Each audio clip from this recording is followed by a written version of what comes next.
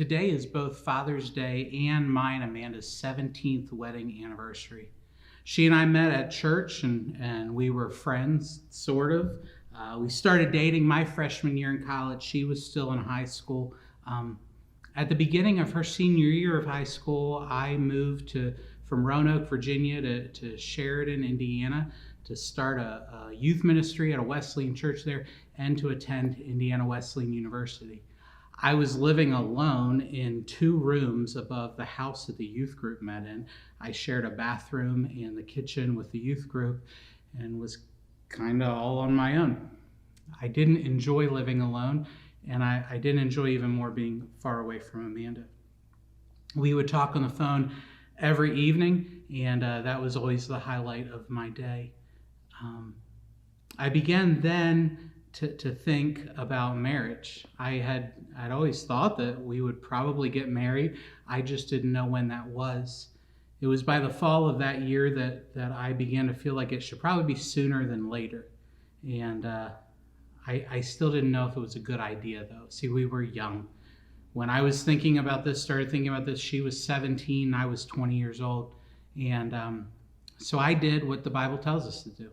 I started to seek wisdom and knowledge and understanding to see if this was the right choice for my life, for our life together. And after I had read and I had prayed, I started to reach out to wise people that I knew. I met with and I called as many people as I could. And I got all sorts of advice. And I heard all sorts of stories about people that married young and it was great, and people that waited and it was great. And I just kept calling. I just kept looking for some piece of wisdom, some information that was going to help. And that's when I called one of my mentors, a guy named Dwight Robertson, and I explained to him where I was and what I was thinking and what I was feeling. And I told him about my financial situation. I told him how much time I was spending starting this new ministry. I told him how much time I was spending at school. And I just tried to give him the fullest picture of my life and our relationship that I could. And he asked me just a couple of questions about what it was I was worried about or why I was worried about those things. And then Dwight gave me the single best piece of advice that I've ever received about anything. He said, Eric, the question that you need to answer isn't whether or not this is the best time or any of those other things that you're worried about. He said, Eric, the only question you need to answer is, will the kingdom be best served by you two being together and laboring together? Or will the kingdom be best served by you two laboring separately and being apart? He said, that's the only question you need to answer because that's the only thing that matters. I proposed on Christmas Eve of that year. Amanda turned 18 shortly thereafter. Then I turned 21. Amanda graduated from high school. And 2 weeks later, we got married. My ministry for the church and for the kingdom expanded exponentially, became exponentially more effective when it became our ministry together. I've used that same piece of wise advice in considering every single significant decision I've made ever since. Will the kingdom be better served if I do this or if I do that? I've used it in the jobs that I've taken, the places that we've lived, what friendships I should foster, what friendships I should let go, when we decided if we wanted to have a family or not, or what type of educational choices we make, even large purchases. That's the question that's always been in the front of my mind. That question is my compass towards wisdom and understanding and discernment. Now, there have been a number of times that the answer that I've gotten to that question as I sought God and asked him, is your kingdom better served if I do this or that? The answer has not always been the comfortable choice. There have been a number of times where I did not get the answer that I wanted or that I thought was best, but that's the thing about wisdom, right? See, wisdom isn't always what you already know or what you already want. That's why you go and seek it. And when we seek God and his wisdom, even if it's not the answer that we want or the answer that we think's best, if we seek God and his wisdom, he will always lead us to what really is the best choice. The wise and King Solomon says this very thing in Proverbs chapter 3. I want you to read Proverbs 3 with me. It starts with this verse. It says, "My son, do not forget my teaching, but keep my commandments in your heart. For they will prolong your life many years and bring peace and prosperity. Let love and faithfulness never leave you. Bind them around your neck. Write them on the tablet of your heart. Then you will win favor and a good name in the sight of God and man." He begins by making it clear here that wisdom and knowledge, which begins with the fear of the Lord, right? Wisdom begins with the fear of the Lord, that incredible reverence and awe of the divine presence of a God in our life who holds all things together, including our own destiny. That wisdom requires us to be fully committed to his will. Wisdom, having wisdom from God, requires us to be fully committed to having his will for our lives being our will. His will for the world being our will. For everything, because we're part of all of it. And that's how he created us to be. And he starts by saying, do not forget. He says, remember. Remember. This is the core of our faith, that we remember the teachings and the commandments of God. Over and over and over and over again, the entire Bible, we're told to remember. Remember. God says this because he knows that we get distracted pretty easily. He knows that we get distracted by selfishness, and selfishness leads us to foolishness. And it gives us this tunnel vision where all we can see is ourselves, and all we can see is what we want and what we think and what we know. So he tells us to remember. And when he tells us to remember, what he's telling us is, look outside yourself to me. Look outside your selfishness to me, to my teaching, to my commandment. God tells us, do not forget my teachings and my commandment. But the first thing we have to do to be able to remember what he's taught us and what he's commanded us is to know it. This is why every believer should be being discipled, should continually be being discipled, always learning, always knowing. We should be reading our Bibles. We should be reading his words, his teaching, his commandment. He says we need to keep them in our heart. He says we need to bind them around our neck and write them, carve them, etch them into the tablet of our heart, into our very soul. This is what needs to happen if we're going to have his wisdom, if we're going to have him prolong our life, and if we're going to have peace and prosperity, if we're going to win favor with God and man. This is what has to happen. We have to know his word. We have to remember his word. We have to do what he leads us to.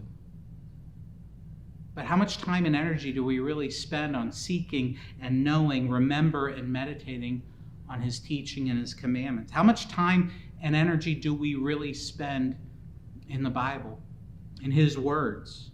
Let alone, how much time and energy do we really commit to God's will for us and God's will for the world? Just think about the last 7 days. How'd you do the last 7 days in committing to his word, to find out what he says, what his wisdom is? What did you keep in your heart? What did you bind around your neck? What did you etch into the tablet of your soul just over the last 7 days? Was it the words of God, or was it something else? Was it the news? Was it social media? Was it self-interest or bitterness or anger, or a distrust for the others, those people out there? What is it that we kept in our heart, that we focused on? The answer to that is the same answer. Are we really committed to God's will for us in the world? Or are we committing ourselves through our energy and our time and our actions and our focus, our tunnel vision? Are we committed to God's will for us? Or are we committed to someone else's will for us? Are we committed to God's will for the world, or are we committed to someone else's will for the world? And that's the question. Who are we really putting our faith in? Who are we really putting our trust in? Solomon writes in verse 5 of the 3rd proverb, "Trust in the Lord with all your heart, and lean not on your own understanding. In all your ways submit to him, and he will make your paths straight," or he will direct your paths. "Do not be wise in your own eyes. No, fear the Lord and shun evil." Trust in him. Trust in the Lord with all your heart, with all your being, with all your time, with all your energy, with all your focus, with all your resources. Trust in the Lord, all of you. Trust in him. Trust in his wisdom and in his will for you and for the world around you. And don't even consider holding yourself up in your own understanding, your own wisdom, or your own self-will. It says to submit, to give yourself fully to him and to only him. And he'll direct our paths. He'll show us the way to go, to be in and to live in peace and hope and purpose. This is what we want. This is what we long for. See, it isn't about being wise in our own eyes. That is what selfishness and evil and self-worship is, to be wise in my own eyes. And you cannot be wise in your own eyes and confident fully in yourself to do everything and still say or believe that you fear and that you trust and you have faith in and live for the Lord our God. No, we have to submit fully to him. I asked Dwight, that mentor, where that piece of advice came from. Where did it come from? Was it some original thought, something that he had written to preach sometime, or had he read it somewhere? Had he found it from someone else? And he told me, no, it was just something that God had been pressing into his heart since from a very young age. He told me this. He said that God's heart for us and for other people is ever and always best discovered when we ask questions like this. If we want to know God's heart, if we want to know God's will, this is the sort of question that we need to ask. Will I be of better service to the kingdom? Will I be more of a part of God's will if I do this or if I do that? He told me that question has been with him ever since he was young, and it has never failed him. I can tell you that question's been with me since I was pretty young, and it has never failed me to find the heart and the will of God in my life. Being fully committed to God's will for ourselves and for the world around us is what draws us closer to him. When our heart is fully committed to him, that's when we come closer to his heart, when we really understand his heart. And that's when we're transformed into who we were made to be. Even when the circumstances of his will and the answer to that question, even when those circumstances and those requirements are not what we think are ideal, we still trust and we have faith and we believe because he loves us and he wants the best for us. He's designed all of creation so that we would have the best. Part of a big plan that's to bless us. When Jesus was in the garden the night before he was crucified, he comes and he prays and he says, Father, if it's possible to do what we're about to do any other way, let's do it another way. Then he says, but if not as I will, but as you will. That's his prayer. Jesus, who's fully God and fully man, experiences the same things that we experience, and he prays the same thing that we need to pray.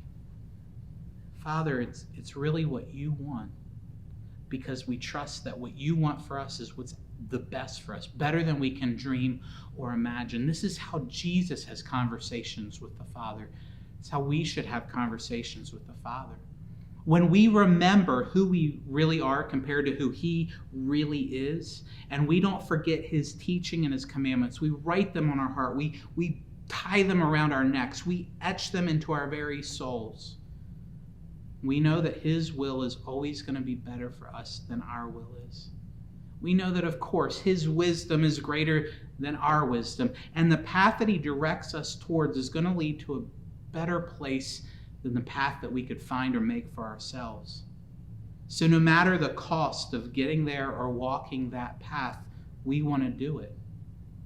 In no way should we ever want to lean on our own understandings and not submit to him in every way that we can, or think that somehow we're wise enough to do it on our own, or we're strong enough to do it on our own apart from him.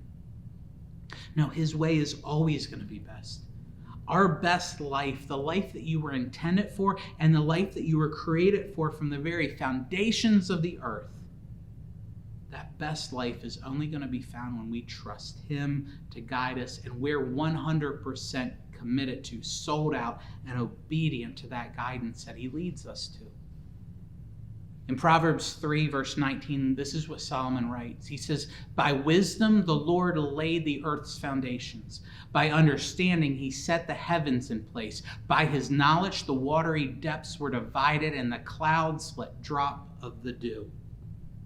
The great and wise King Solomon says that all of creation, everything that is a product of God's wisdom. The foundations of the earth, the heavens above us, the deepest parts of the ocean, all of them, that's God's wisdom and his understanding and his knowledge spoke out of the chaos of nothing those things into order. That's how great God's wisdom is. That he has created all things, chaos brought to order. That same wisdom that brought the chaos of nothingness into order is the wisdom that he's offering us, that he's telling us to seek and ask for, because it's the wisdom that he wants to give us in order to bring the chaos of your life, to bring the chaos of your family, to bring the chaos of our community and our country, the chaos of the deepest parts, of the darkest parts of your heart. That's the same wisdom he wants to use to bring that into order and make your path straight and your life perfect. This is what he offers us. Solomon writes that since this is true, we should stay fixed and fully committed to that wisdom from God. Verse 21 says, "My son, do not let wisdom and understanding out of your sight. Preserve sound judgment and discretion. They will be life for you, an ornament of grace for your neck. Then you will go on your way in safety, and your foot will not stumble. When you lie down, you will not be afraid. When you lie down, your sleep will be sweet. Have no fear of sudden disaster or the ruin that overtakes the wicked, for the Lord will be at your side and will keep your foot from being snared." It's his wisdom that gives us life. It gives us grace. It gives us safety and security, peace and confidence. It's his wisdom that gives us purpose and fulfillment. Apart from him and apart from that wisdom guiding us and directing us, it does not happen. It doesn't work. The glimmers of it will not last. Until we're fully committed to God's will for us and God's will for the world around us, life doesn't really happen. It doesn't really start until we enter into trust and faith with him and commitment to him. Jesus taught how people always try to do it on their own. And they worry and they work and they toil trying to do it on their own. Where are we going to find food? Where are we going to find shelter? Where are we going to find clothing? All those things that we feel like we need and we worry about so much. And he says, look at creation around you. Out of God's wisdom, he laid the foundations of the earth. And he hung the heavens, the skies, and the oceans. Trust him. He says, look at the birds and the flowers. They always have what they need. And then in Matthew chapter 6, at the end of explaining all of these things, Matthew 6:33, Jesus says, "But you seek first his kingdom and his righteousness, and all these things will be added onto you." Is the kingdom going to be better served if I live my life this way or that way? This is the question that we're supposed to ask. This is the question that leads us to wisdom. From the very beginning of creation, God has been telling us the exact same thing. He wants to give us life. And the way to that life is trusting in him and not in ourselves, seeking his wisdom and not leaning on our own, knowing, being, doing what he has intended for us to know and to be and to do. It's all about committing ourselves fully, completely to his will for us, for our spouses, for our children, for our grandchildren, for our community, for our world. Every day, every step, every choice that we come to is an opportunity to seek and commit ourselves to wisdom Is his will for me and the world around me going to be better served if I do this or if I do that? Is the kingdom going to be better off if I'm part of it here or if I'm part of it there? Because listen to me, the quality of your life is directly connected to your involvement and level of commitment to the will of God for you and for the world. Listen to me. The quality of your life is directly connected to your commitment and involvement in God's will for you and God's will for the world around you. To know that will, we have to seek him. We have to stay focused on him. Keep his commandments, his words in our heart. Bind them around our neck. Etch them on our very soul. Read his words. Learn his words. Study his words. Meditate on his words. Keep it in your heart. Keep it ever with you. Never lose sight of it. That we make that the priority for the best life possible. We seek his kingdom and his will for our lives in order to experience and be everything that he's intended for us to experience and be. Keep searching. Keep seeking. The Lord promises we will find him when we seek him with all our heart, when we are fully committed. That's what he's waiting for.